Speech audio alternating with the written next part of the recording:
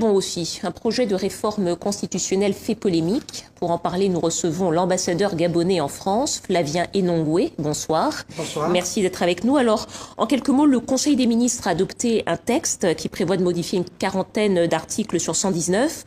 Pour résumer, on peut dire que le Gabon, s'il était adopté, passerait d'un régime semi-présidentiel à un régime présidentiel fort.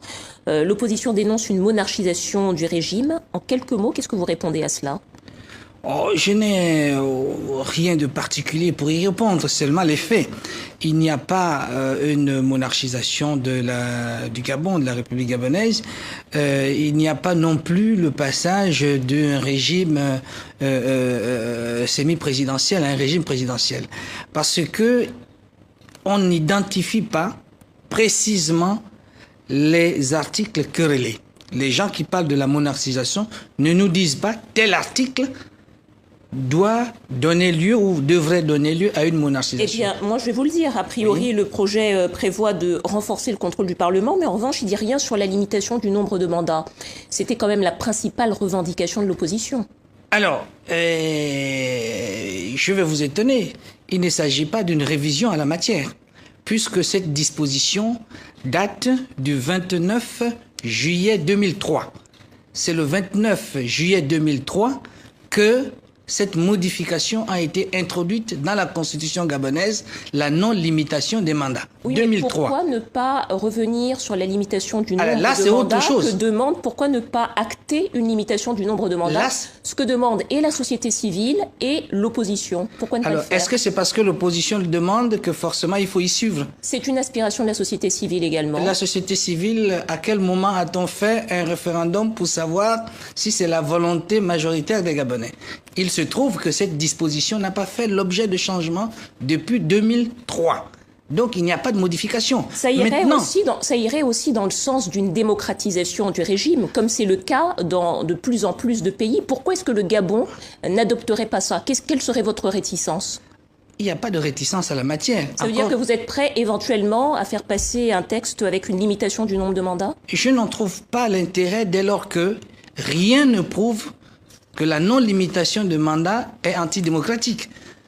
Nous sommes ici en France, outre-Rhin, il n'y a pas de limitation de mandat. Oui. On ne peut pas dire, s'il vous plaît, que l'Allemagne n'est pas un pays démocratique. Vous faites sans doute référence au nombre de mandats d'Angela Merkel. Mais ce n'est pas Angela Merkel en tant que nouvelle. C'est-à-dire que dans la Constitution allemande, il n'y a pas de limitation de mandat et on ne peut pas dire que ce n'est pas un pays démocratique. Oui, mais ni Angela Merkel n'était au pouvoir depuis 1967, ni elle, ni son père. Omar Bongo et Ali Bongo, père et fils, sont au pouvoir au Gabon depuis 1967. C'est aussi cela que dénonce l'opposition. Ce trait d'union entre le père et le fils, et je pense qu'il est hasardeux, parce qu'il n'y a pas eu un héritage. Il s'est présenté aux élections. Encore faudrait-il que, sauf à imaginer que le délit de patronyme doit faire partie des éléments constitutionnels, c'est-à-dire dès lors qu'on porte un nom, on ne peut pas être candidat à une élection. Alors j'ai une question très simple. Les législatives ont été reportées 2 fois. Elles devaient se tenir au départ en décembre 2016 et puis en juillet 2017. Maintenant c'est en avril 2018. Ça veut dire que cette réforme elle va être discutée par un Parlement qui est totalement acquise au PDG, au pouvoir, au parti au pouvoir. Ça aurait pu être discuté par un Parlement renouvelé. Ça ressemble quand même à une tentative d'instrumentalisation de la Constitution. Alors, vous êtes libre de pouvoir le dire, mais vous n'êtes pas sans savoir que cette réforme constitutionnelle est issue d'un dialogue.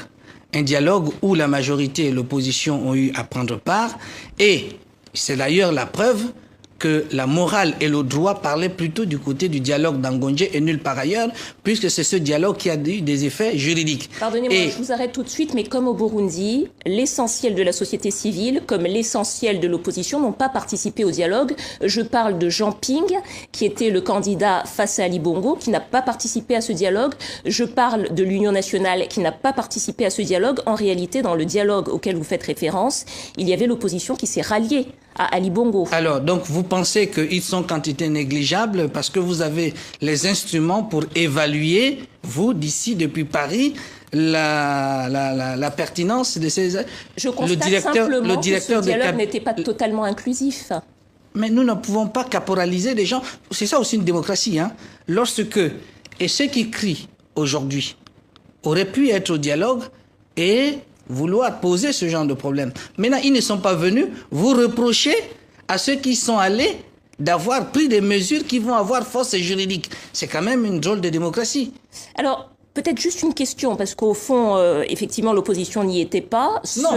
Une partie de l'opposition n'y était pas. L'essentiel de l'opposition. Alors, Mais cela dit, les législatives quel instrument avez-vous pour dire l'essentiel de l'opposition? Puisque je parle du candidat qui est arrivé avec plus de 40% à l'élection présidentielle, qui se dit encore président si on élu. se livre à cette comptabilité, vous aurez remarqué qu'il y a des gens qui étaient dans la campagne de Jean Ping, mais qui étaient au dialogue, par le parti au pouvoir. Qui étaient au dialogue. Son directeur de cabinet son directeur de campagne était au dialogue. Alors si on fait la comptabilité, combien de voix le directeur de campagne avait amené pour les 49% et qu'il aurait amené au dialogue? Cette comptabilité est sans. Une question, pardonnez-moi, on arrive au terme de notre interview. Les législatives sont en 2018, l'an prochain.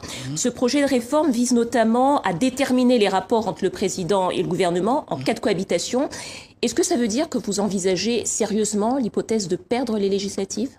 Mais moi, je ne peux pas envisager. Moi, je suis un ambassadeur. Je ne représente aucun camp politique. Dans ce texte. Je ne représente aucun camp politique. Une réalité, c'est que lorsqu'on organise une élection, mais c'est à la population de déterminer qui la gagne ou qui la perd. Donc, il ne revient pas à un texte de dire qui gagne les élections et qui perd les élections. Le texte prévoit le dispositif institutionnel ou réglementaire autour desquels on organise une élection. Mais seulement, ce sont ceux qui ont la majorité de l'expression de suffrage des Gabonais qui gagneront les élections législatives.